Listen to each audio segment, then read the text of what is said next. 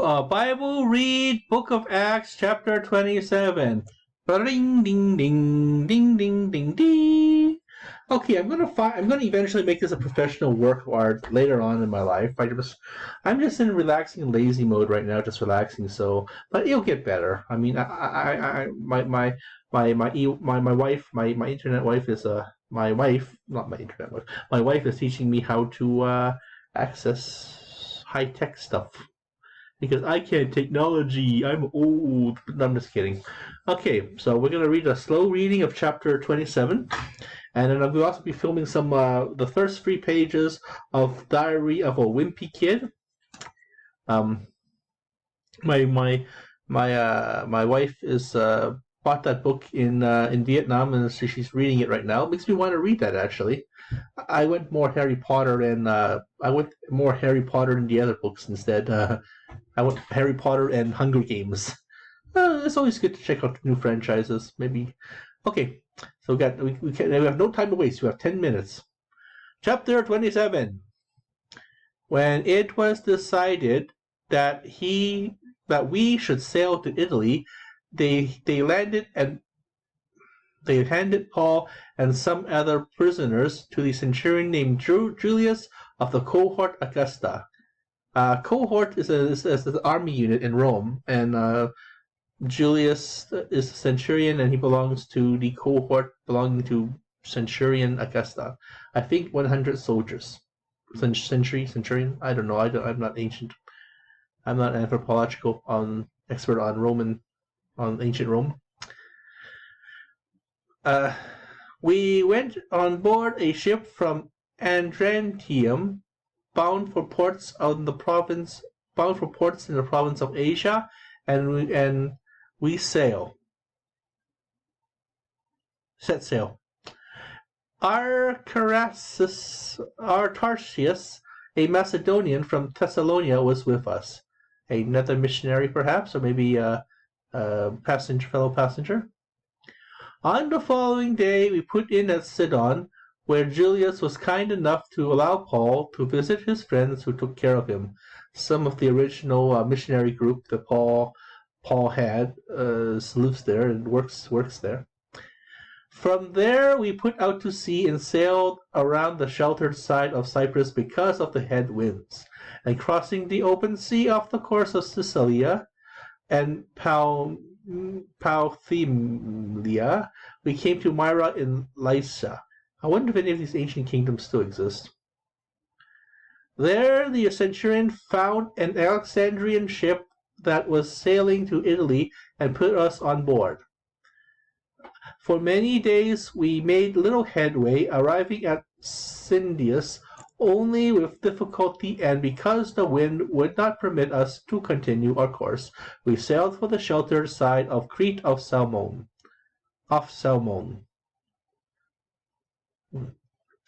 Crete, lucky them. That's where many people go for retirement, actually.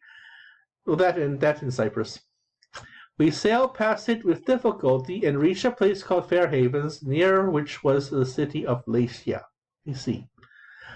Much time has now passed, and sailing has become hazardous because the time of the fast has gone by, so Paul warned them. Men, I can see that this voyage will result in the severe damage and heavy loss not only to the cargo and the ship, but also our lives. The centurion, however, paid little attention to the pilot and to the owner of the ship, than to what Paul said.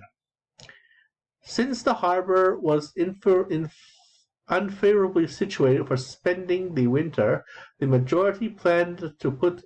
Since the harbor has majority stipulated from spending the winter, the majority planned to put out to sea from there, in the hope of reaching Phoenix, a port in Crete facing west-north, there to spend the winter.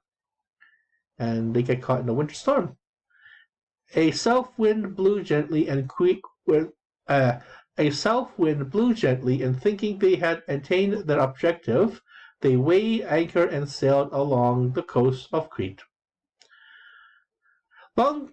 Before long, an offshore wind of hurricane forced called the northeaster struck. Since the ship was caught up in it and could not head into the wind, we gave way and let ourselves be driven. We passed along the sheltered side of an island called Cauda, and managed only with difficulty to get the dinghy under control. They hoisted it aboard, and used cables to undergird the ship. Undergird the ship because of the fear that they would run aground on the shoal of Cyprus. They lowered the drift anchor and were carried along the way. Sounds like quite the sea adventure. We were being pounded by the storm so violently that the next day they jettisoned some cargo, and on the third day, with their own hands, they threw even the ship's tackle aboard. Neither the sun nor the stars were visible for many days, and no small storm raged. Finally, all hope of surviving was taken away. When many would no longer eat, Paul stood among them and said, "Men, you should have taken my advice, and not have set sail from Crete, and you would have avoided this disastrous loss. I urge you now to keep up your courage. None of you will be lost, only the ship. For last night an angel of the God to whom I belong and whom I serve stood by me, and said, 'Do not be afraid, Paul. You are destined to stand before Caesar, and behold, for your sake, God has granted safety to all those who are sailing with you. Therefore, keep up your courage, men. I trust in God that it would turn out as I have been told. We are destined to run along some island. We're destined to run aground on some island.'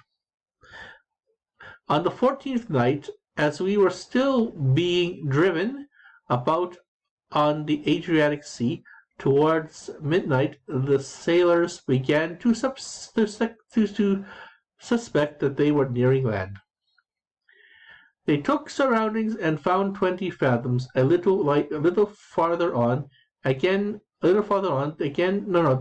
took soundings and found 15 fathoms. Fearing that they would run aground on a rocky coast, they dropped 4 anchors from the stern and prayed for day to come. The sailors then tried to abandon ship. They lowered the dinghy to the sea on the pretext of going to lay out anchors from the bow. But Paul said to the centurion and the soldiers, 'Unless these men stay with the ship, you cannot be saved.' So the soldiers cut the ropes of the dinghy and set it adrift. Until the day began to dawn, Paul kept on urging all to take some food, and said, 'Today is the 14th day that you have been waiting, going hungry and eating nothing. I urge you, therefore, to take some food. It will help you survive.'" And in this case, Han, when they say take food, it doesn't mean take food. It means, like, for example, I'm taking a coffee, or I'm having a coffee. Taking does not only just mean holding on together, Han. It means to eat. I'm taking an orange. I'm taking a coffee.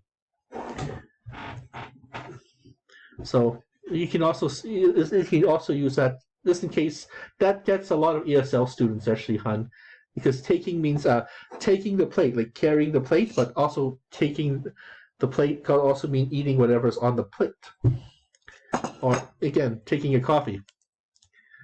You can take a coffee too.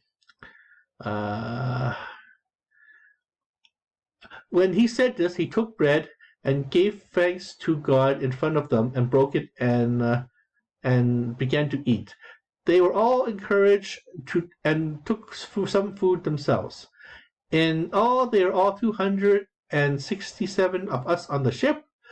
In all, there are 267 of us on the ship. After they had eaten enough, they lightened the ship by throwing the wheat into the sea. When the day came, they did not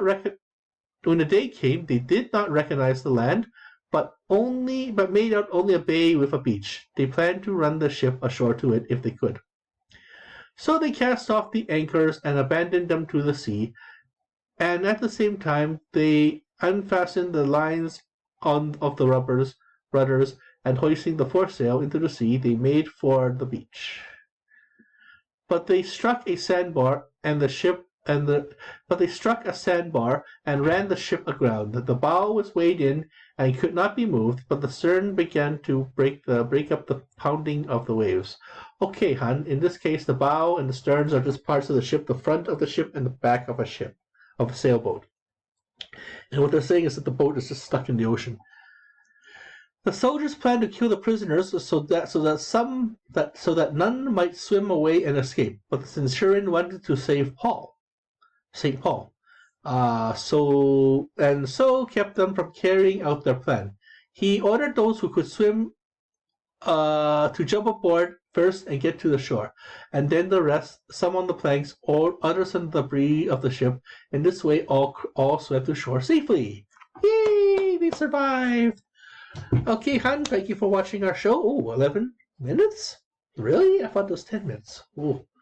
Anyways, this is the end of the book of Acts. We are now going to other books as well. Now that my vacation time is over. Well, it's still vacation time, but I'll see you later, Han. And thank you, and whoever's listening out there, thank you for watching our show, and stay holy.